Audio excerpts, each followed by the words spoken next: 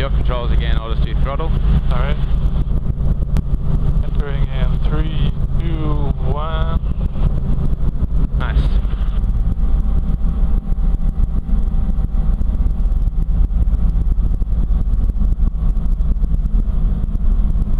Golf Foxtrot, identified 3000 for 3000. So you feel this?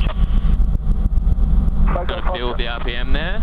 See, that's where we can't start a flare, so we've got to get it nice and low. Don't worry about the horn. The horn's fine. This is perfect. Keep it right there.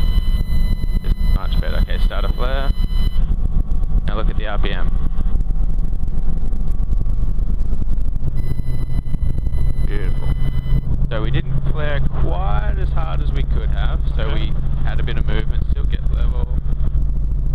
But you can see the difference, right? You can flare harder and the RPM isn't going to overspeed because we started the flare with the RPM down low. The horn's fine. The horn comes on at 97 and it can go all the way down to 90.